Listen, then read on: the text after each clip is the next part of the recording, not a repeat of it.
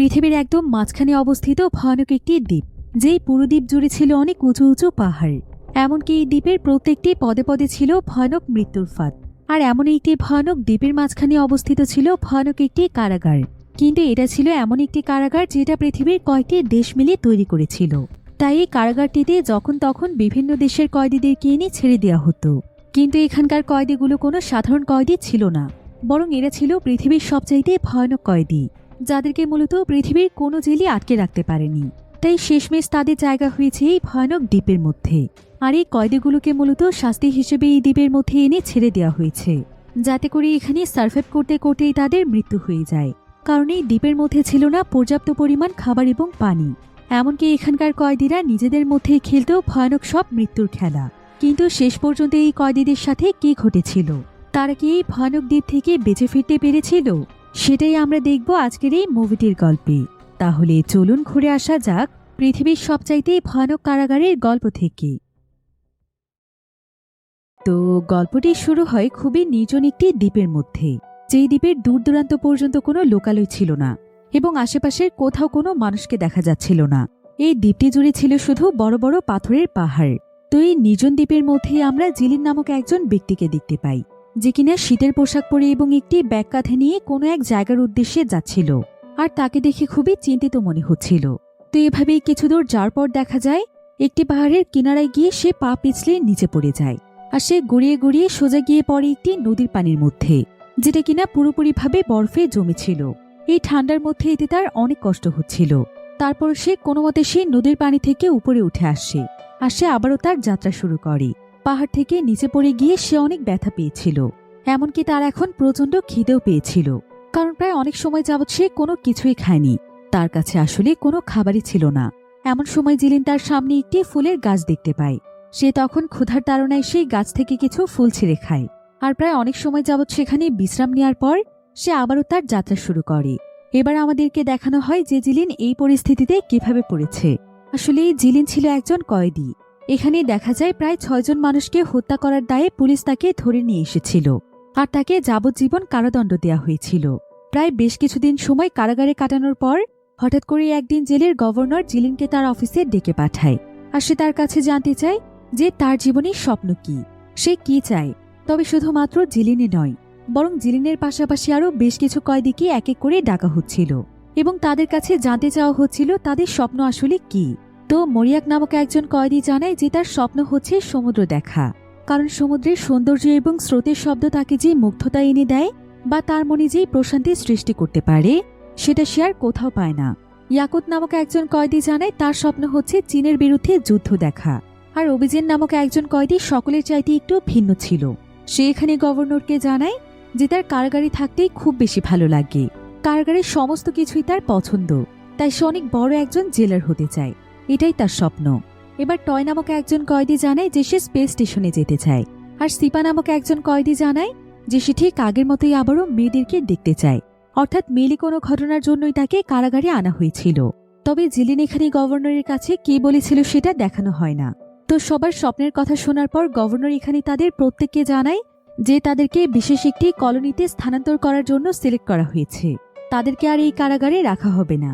এরপর দেখা যায় যে সমস্ত কয়েদিদেরকে নতুন স্থানে স্থানান্তর করা হবে তাদের সবাইকে নতুন রঙের পোশাক পরিয়ে দেওয়া হয় এবং প্রত্যেকটি কয়েদিকে একটি বন্দরের কাছে এনে প্রস্তুত করা হয়। এরপর তাদের সবাইকে বিশাল বড় একটি জাহাজের ভিতরে নিয়ে যাওয়া হয়।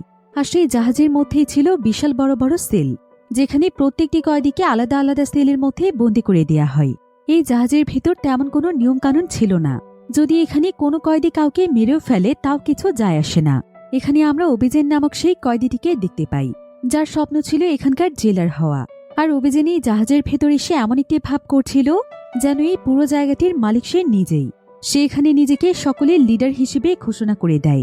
এমনকি সে এখানে একটি বিছানা দখল করার জন্য একজন কয়েদিকে মেরে ফেলে। এবার কিছুক্ষণের মধ্যেই তাদের জাহাজটি সমুদ্র যাত্রায় বেরিয়ে পড়ে। এতে করে সেখানকার প্রত্যেকটি কয়েদিরা অনেক ঘাবড়ে যায়, কারণ তারা এখানে মনে করছিল যে তাদের সবাইকে হয়তো সমুদ্রের মাঝখানে নিয়ে গিয়ে মেরে ফেলা হবে। এখন প্রত্যেকটি কয়েদি যখন এই বিষয়টি নিয়ে অনেক ভয় পাচ্ছিল, ঠিক তখনই জিলিনের এখানে পুরনো একটি কথা মনে পড়ে যায়। যখন সে শিপা নামক সেই কয়েদির সাথে থাকত, শিপা আসলে সকলের চাইতে একটু আলাদা ছিল। সে প্রায় সময়ই অদ্ভুত অদ্ভুত কথা বলতো। এবং সে সবসময় গম্ভীর থাকত।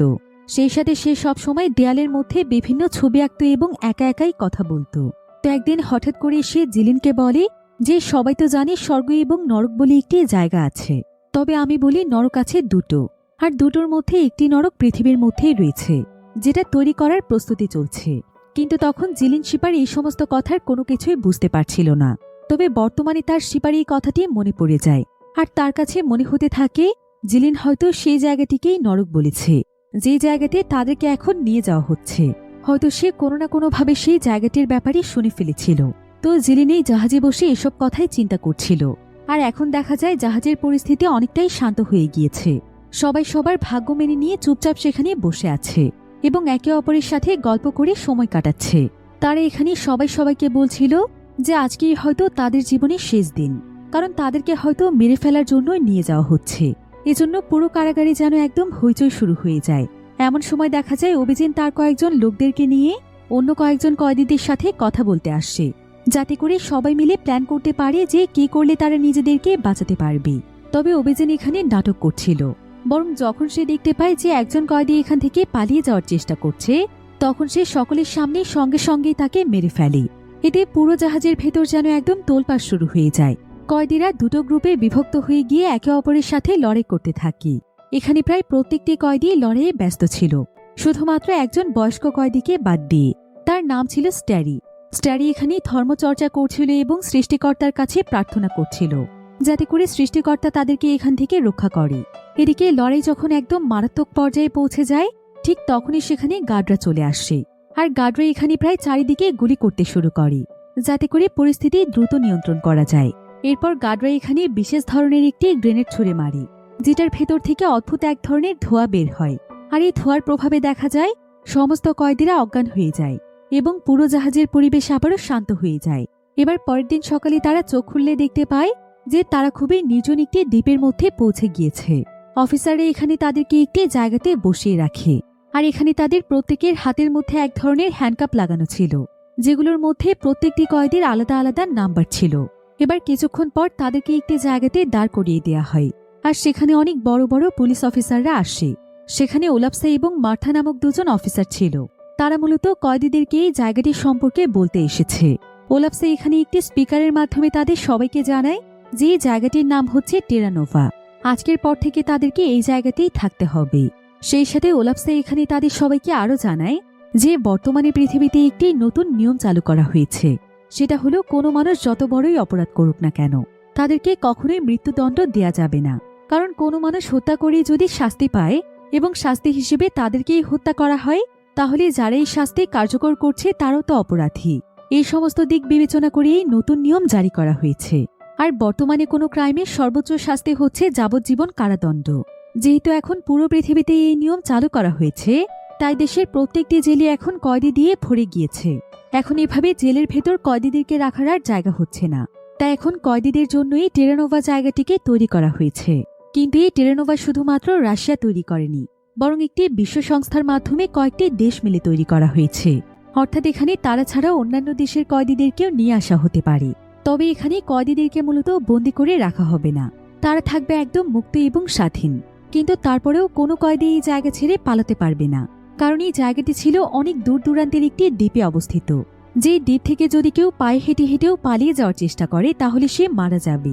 এমনকি যদি কেউ সমুদ্র সাঁতরেও এই জায়গা থেকে পালাতে চায়, তাহলে সমুদ্রের মাঝখানেই তার মৃত্যু হয়ে যাবে, কারণ সমুদ্রের পানি ছিল প্রচণ্ড ঠান্ডা। তাই কয়েদিরা শুধুমাত্র এখানে সার্ভাইভ করবে এবং থাকবে, তারা চাইলেও এখান থেকে পালাতে পারবে না। এখন কয়েদিরা এটা নিয়েই দুশ্চিন্তায় ছিল যে তারা এখানে কি খাবে বা খাওয়ার জন্য পর্যাপ্ত পরিমাণ খাবার পানি বা তারা কোথায় পাবে। কিন্তু এমন সময় তাদেরকে জানানো হয় যে তাদেরকে কয়েক মাস পর পর খাবার পানি দিয়ে যাওয়া হবে। একটি বক্সের মধ্যে তাদের খাবার পানি মজুদ থাকবে, আর তাদেরকে হিসেব নিকেশ করে খাবারগুলো খেতে হবে, কারণ তারা প্রতি 3 মাস পর পর তাদেরকে খাবার দিয়ে যাবে।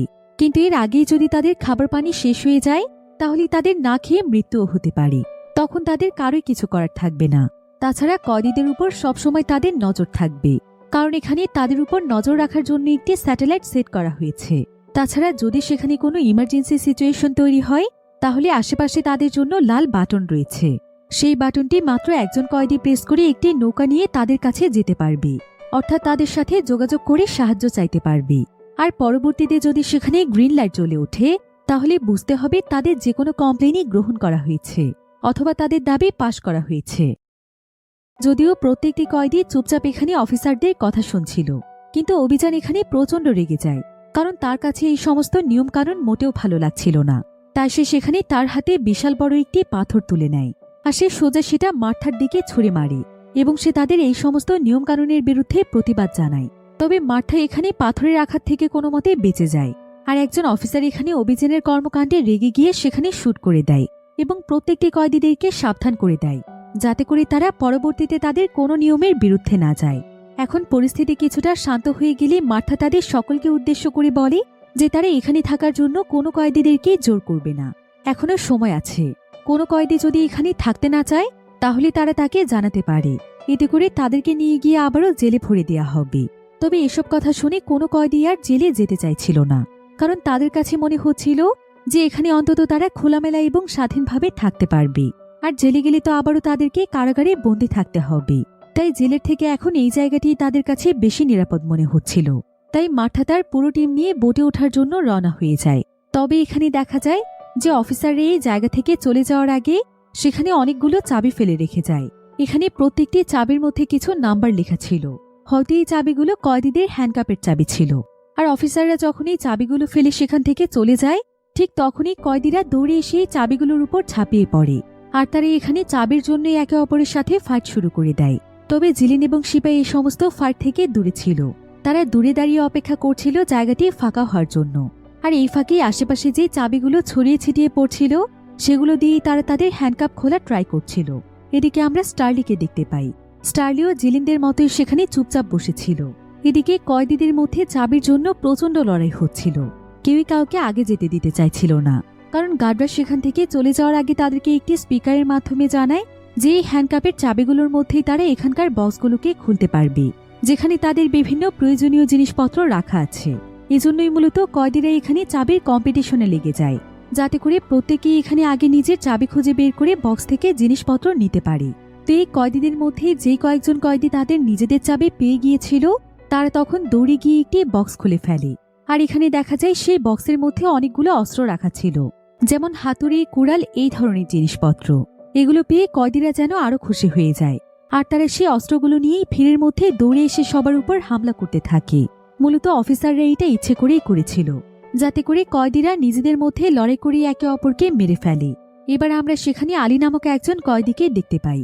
সে এবং তার টিমই মূলত সবার আগে নিজেদের চাবি খুঁজে পেয়েছিল, যার কারণে তারাই সেই বক্স থেকে বেশিরভাগ অস্ত্র নিয়ে নেয়। আর এখানকার সমস্ত পরিস্থিতি চলে আসে তাদের নিয়ন্ত্রণে। তাদের কাছে অস্ত্র থাকার কারণে সবাই তাদেরকেই ভয় পেতে শুরু করে, ফলে আলী এবং তার টিমই এখানকার পুরো জায়গাটি নিয়ন্ত্রণ নিয়ে নেয়। এরপর আলী সিদ্ধান্ত নেয় যে এখানে যে একটি নৌকা রয়েছে সে সেই নৌকার মাধ্যমে এখান থেকে পালিয়ে যেতে চায়। সে তখন সেখানকার একটি বক্সের মধ্য থেকে কিছু ভালো কাপড় পায়, যেগুলো সে পরে নেয়। এরপর সে সবার মধ্যে স্ট্যারি নামক একজন বয়স্ক লোককে বাছাই করে নেয় এবং বলে স্ট্যারি তাকে নৌকা চালিয়ে এখান থেকে পালিয়ে যেতে সাহায্য করবে, কারণ এই নৌকাটি এখানকার একমাত্র মাধ্যম যেটার মাধ্যমে পালানো সম্ভব। আর এই নৌকার মধ্যে বেশি মানুষ ধরবে না, তাই আলী শুধুমাত্র স্ট্যারিকে নিয়ে এখান থেকে পালিয়ে যেতে চাইছিল। কিন্তু এতে করে দেখা যায় সমস্ত কয়েদিরা এখানে আলীর উপর রেগে যায়, এমনকি আলীর টিম মেম্বাররাও তার বিরুদ্ধে চলে যায়। তাই সবাই মিলে তখন আলীর উপর হামলা শুরু করে দেয়। এতে করে আবারও সকলের মধ্যে সেখানে লড়াই শুরু হয়ে যায়। সবাই এখানে একে অপরকে সমুদ্রের কিনারায় থাকা পাথরগুলোর মাধ্যমে অ্যাটাক করছিল। আর এখানে দেখতে দেখতেই প্রায় 10 জন কয়েদি মারা যায়। এখানে আবার মরেক নামক একজন কয়েদি একটি পাথর নিয়ে আলীর উপর হামলা করে দেয়। অন্যদিকে আমরা অভিযানকে দেখতে পাই। অভিযানও একটি পাথর দিয়ে এখানে স্ট্যারির উপর প্রচণ্ড জোরে জোরে আঘাত করতে থাকে। অন্যদিকে সুযোগ পেয়ে 3 জন কয়েদি সেই নৌকাটিতে উঠে যায় এবং তাড়াহুড়ো করে সেখান থেকে পালানোর চেষ্টা করে, কিন্তু এতে করে তারা সমুদ্রের একটি স্রোতের মধ্যে পড়ে যায়, যার ফলে দেখা যায় বোটে সেখানে উল্টে গেলে তারা সবাই পানির নিচে ডুবে যায়। সেখানে প্রচণ্ড স্রোত থাকার কারণে কেউই আর পানি থেকে উঠে আসতে পারে না, যার ফলে সেখানেই তাদের মৃত্যু হয়। অন্যদিকে বেশ কিছু কয়েদি সেই বক্সগুলোর কাছে চলে যায়, যেখানে অফিসাররা তাদের জন্য প্রয়োজনীয় জিনিসপত্র রেখেছে। তারা এখানে সুযোগ পেয়ে প্রত্যেকে নিজেদের মতো করে পোশাক এবং জুতো নিয়ে নেয়, এমনকি নিজেদের মতো করে সেখানকার খাবারগুলো এনজয় করতে থাকে। এদিকে দেখা যায় অভিযান তার নিজের হ্যান্ডকাপ খোলার চাবিটি খুঁজে পায়নি, যার ফলে তার হাতে এখনও হ্যান্ডকাপ ছিল। এজন্য সে একজন কয়েদির সাহায্য নেয় এবং সেখানকার একটি বিশেষ জিনিস দিয়ে তার হ্যান্ডকাপটিকে সে কোনো মতে খুলে ফেলে। অন্যদিকে আমরা জিলিন এবং স্তিপাকে দেখতে পাই। তারা দুজন মিলেও কোনো মতে তাদের জন্য দুটো পোশাক এবং 2 জোড়া জুতোর ব্যবস্থা করে ফেলে, আর একটি কার্টুনের মধ্যে সেখান থেকে বেশ কিছু খাবার নিয়ে নেয়। এরপর তারা সেই জায়গা থেকে দূরে চলে যাওয়ার চেষ্টা করছিল, কারণ এই জায়গাতে যে কোনো সময় আবার লড়াই শুরু হয়ে যেতে পারে। আর এখানে জিলিন শিপাকে বলছিল যে অফিসাররা এখানে তাদেরকে যে খাবার এবং প্রয়োজনীয় জিনিসপত্র দিয়েছে সেগুলো একটানা 3 মাস যাওয়ার মতো কোনো ব্যবস্থাই নেই, কারণ এখানে এতগুলো কয়েদির জন্য পর্যাপ্ত পরিমাণ জিনিসই ছিল না। তার উপর আবার এখানে সবকিছু মিলে যেভাবে লড়াই চলছে সেই হিসেবে এই জিনিসগুলো 1 মাস যায় কিনা সেটারও সন্দেহ রয়েছে।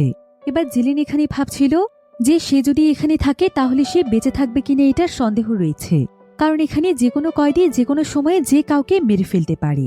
তাই সে একটি ব্যাগের মধ্যে নিজের জন্য বেশ কিছু খাবার এবং প্রয়োজনীয় জিনিসপত্র নিয়ে নেয়, আর সে সকলকে ফেলে সেই জায়গা ছেড়ে দেওয়ার সিদ্ধান্ত নেয় এবং সে মনে মনে পরিকল্পনা করে যে যেভাবেই হোক সেই জায়গা ছেড়ে পালিয়ে যাবে।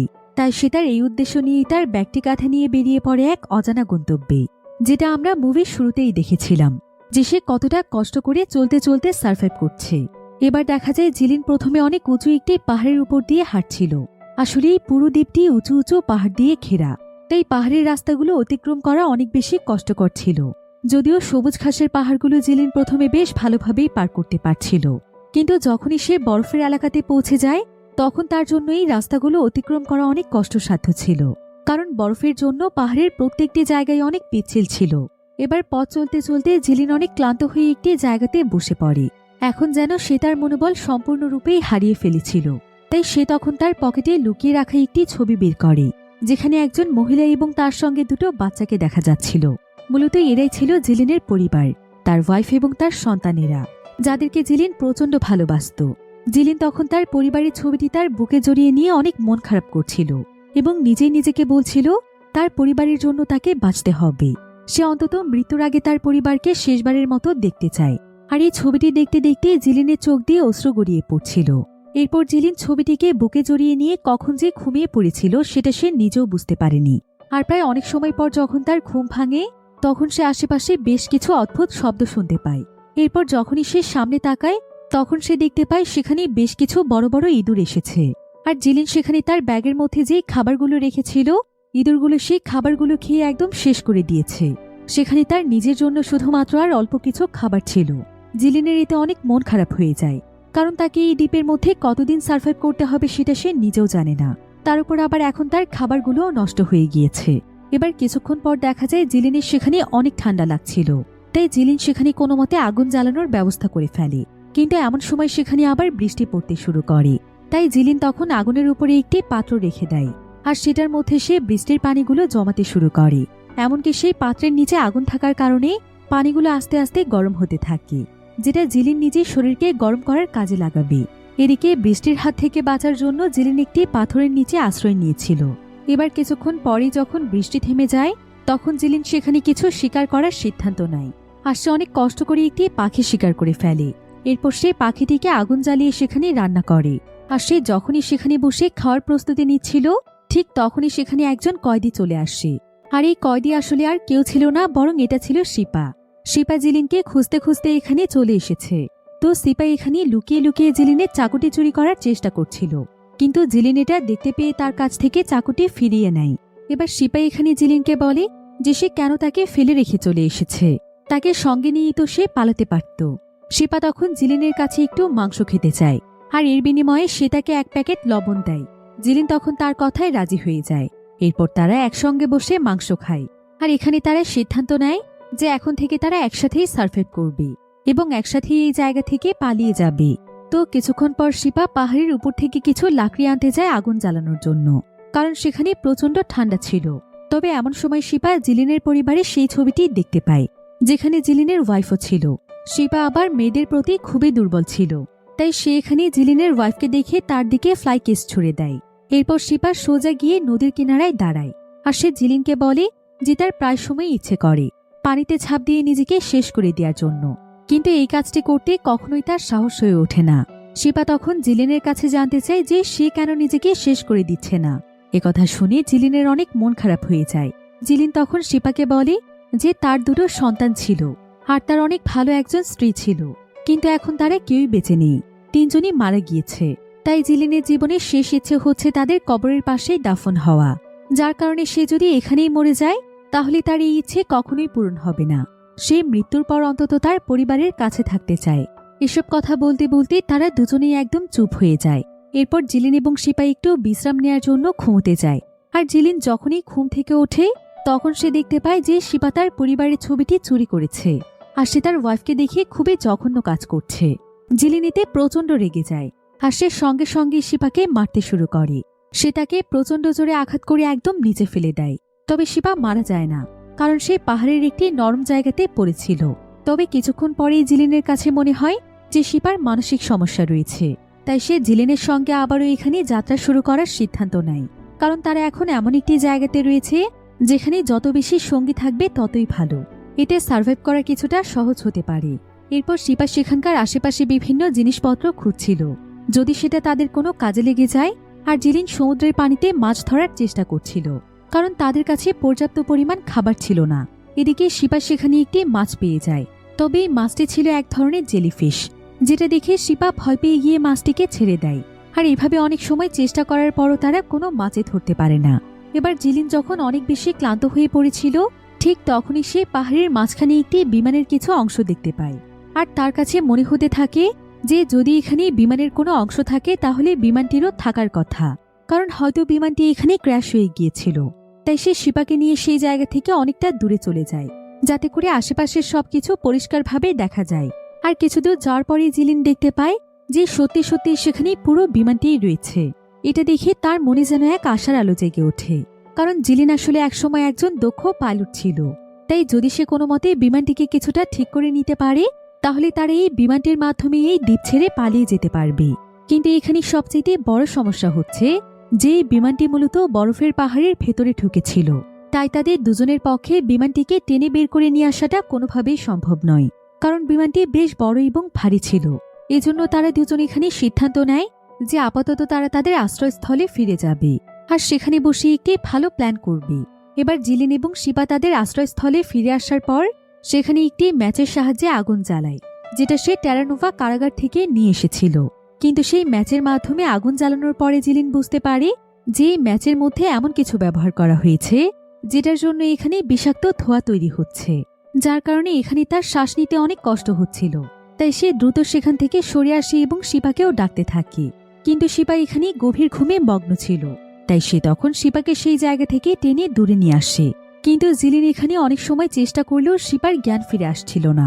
জিলিন এতে অনেক ভয় পেয়ে যায়। আসলে তাদের কাছে প্রায় অনেক সময় ধরে আগুন ছিল না, তাছাড়া এখানে তুষারপাতও শুরু হয়ে গিয়েছিল। তাই শিপার ঠান্ডায় একদম অজ্ঞান হয়ে গিয়েছে। তবে কিছুক্ষণ পর শিপার জ্ঞান ফিরে আসলে শিপা জিলিনকে জানায় যে সে হয়তো আর বেশিক্ষণ বাঁচবে না, তার অনেক কষ্ট হচ্ছে।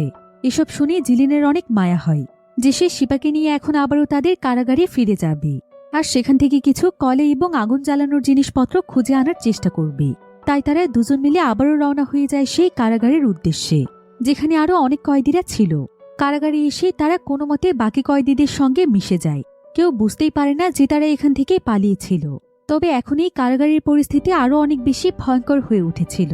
বর্তমানে এই পুরো কারাগারটিকে নিয়ন্ত্রণ করছিল ওবেজেন এবং তার সঙ্গীরা।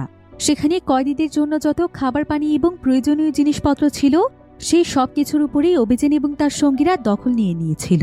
এমনকি তারা এখন এই পুরো জায়গাটিকে একটি কারাগারের মতোই পরিচালনা করছিল।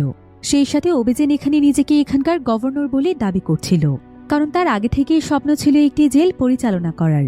ওবেজেন এবং তার সঙ্গীরা এখানে লোহার কিছু বেড়া দিয়ে সমস্ত জায়গা বন্ধ করে দিয়েছে, আর এখানকার প্রত্যেকটি কয়েদিকে সেখানে আটকে রেখেছে।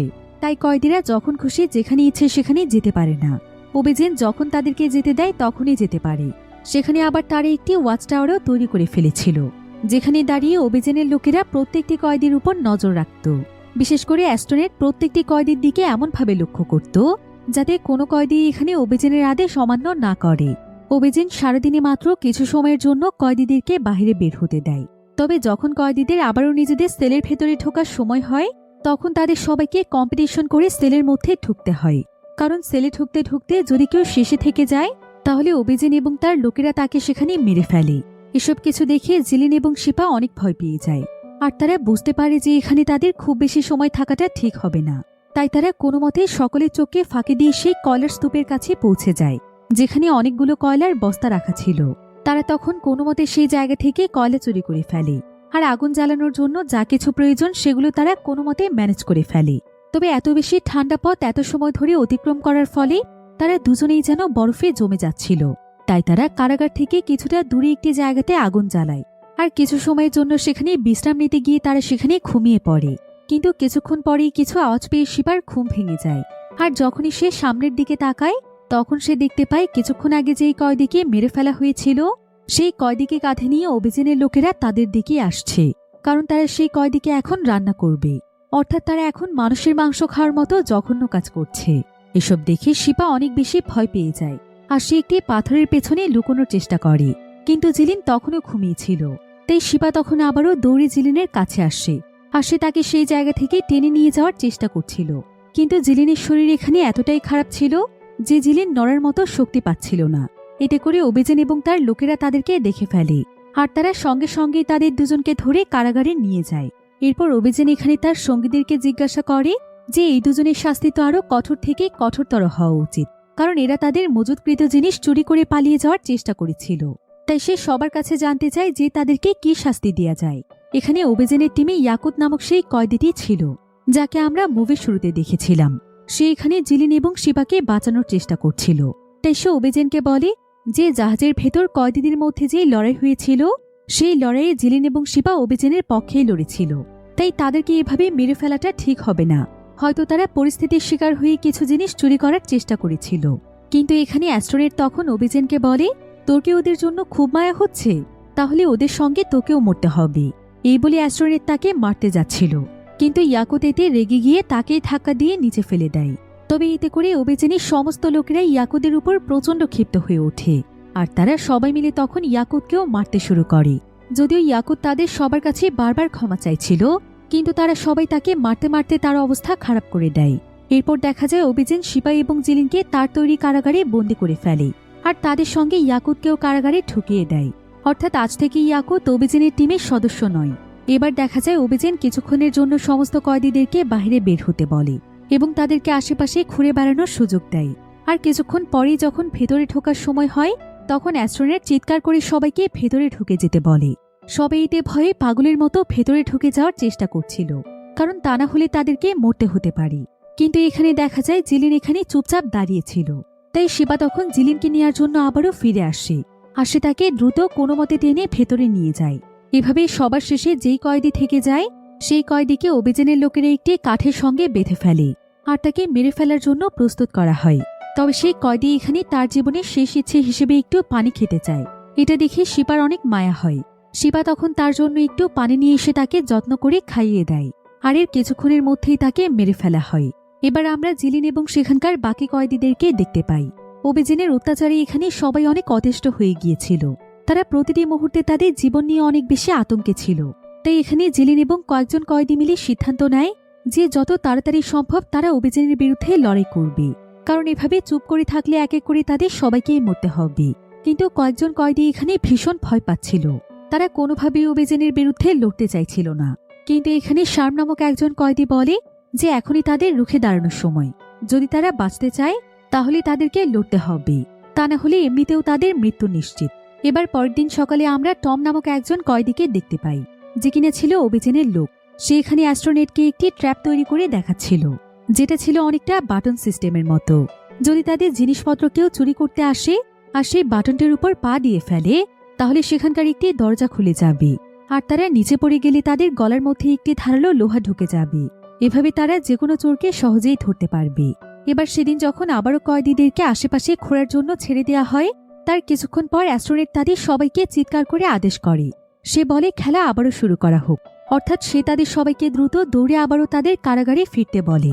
কিন্তু এবার দেখা যায় পরিস্থিতি ছিল অনেকটাই ভিন্ন, কারণ যখন অ্যাস্ট্রোনেট এখানে অর্ডার করে ঠিক তখন শুধুমাত্র দুজন কয়েদি দৌড়ে ভেতরে চলে যায়, আর জিলিন সহ বাকি কয়েদিরা সেখানেই দাঁড়িয়ে থাকে। অ্যাস্ট্রোনেট চিৎকার করে বারবার তাদেরকে ভেতরে যেতে বলছিল, এমনকি তাদেরকে মেরে ফেলারও হুমকি দিচ্ছিল। কিন্তু এতে করে কোনো লাভই হয় না। একজন কয়েদি এক পাও পিছিয়ে যায় না। এমন সময় দেখা যায় ইয়াকুত একটি পাথর নিয়ে সামনে এগিয়ে আসে। সেটা দূর থেকে অ্যাস্ট্রোনেটের দিকে ছুঁড়ে মারলে দেখা যায় সমস্ত কয়েদিরাও এখানে একসঙ্গে প্রতিবাদ করতে শুরু করে আর সে ভয় পেয়ে সেখানে একদম চুপ হয়ে যায়।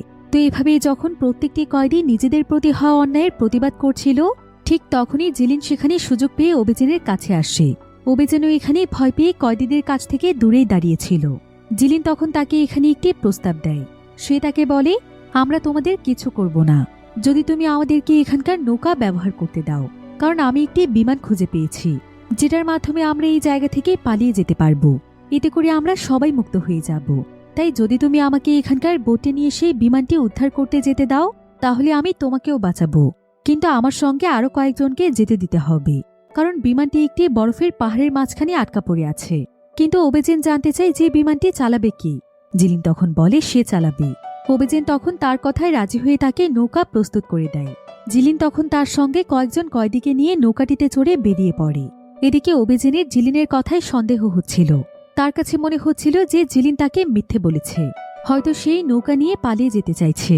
তবে এমন সময় ওবেজেন একজনের কাছ থেকে জানতে পারে যে জিলিন আসলে সত্যি সত্যি একজন দক্ষ পাইলট ছিল, কিন্তু একদিন একটি বিমান দুর্ঘটনায় তার পুরো পরিবার শেষ হয়ে যায়। তার ওয়াইফ এবং সন্তানেরা মারা যায়। তবে পরবর্তীতে তারা জানতে পারে যে বিমান নিয়ন্ত্রণের দায়িত্বে যারা ছিল তাদের গাফিলতির কারণেই এই দুর্ঘটনাটি ঘটেছে।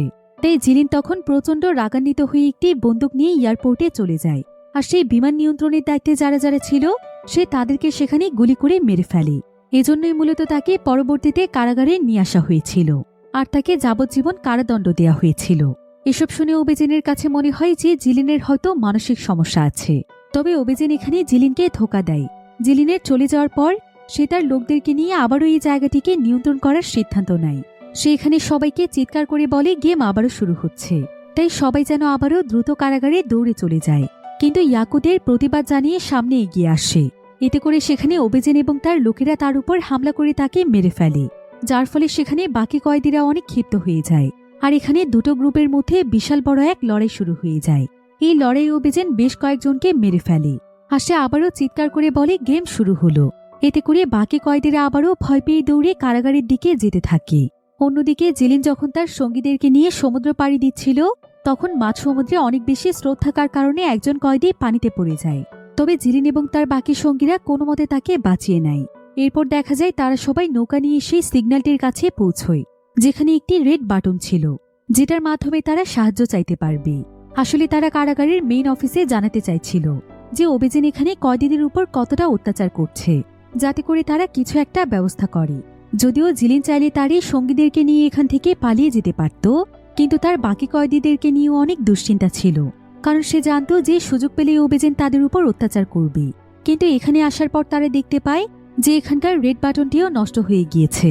তাই মেইন অফিসে সাহায্য চাওয়ার মতো আর কোনো উপায় ছিল না। এজন্য জিলিন তার সঙ্গীদেরকে নিয়ে আবারও সেই কারাগারে ফিরে আসে। আর এমন সময় তাদের কাছে ওবেজেন আসলে জিলিন তাকে বলে যে সে মেইন অফিসে সিগন্যাল পাঠিয়ে দিয়েছে, খুব শীঘ্রই তাদেরকে খাবার পাঠানো হবে।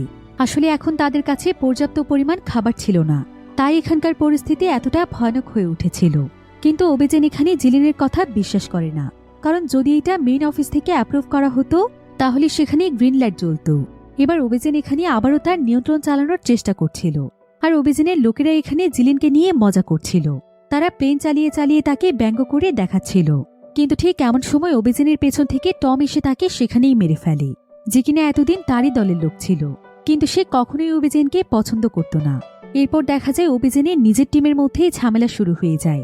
যারা যারা ন্যায়ের পক্ষে ছিল তারা এখানে ওবেজেনের প্রত্যেকটি খারাপ লোককে মেরে ফেলতে থাকে। এদিকে দেখা যায় অ্যাস্ট্রোনেট কোনো মতে নিজের জীবন বাঁচিয়ে পালানোর চেষ্টা করছিল, আর অন্যদিকে ওবেজেনের পুরো টিম ভেঙে যাওয়ার ফলে কয়েদিরা যেন আবারও মুক্ত হয়ে যায়। এবার আমরা জিলিন এবং তার সঙ্গীদেরকে দেখতে পাই।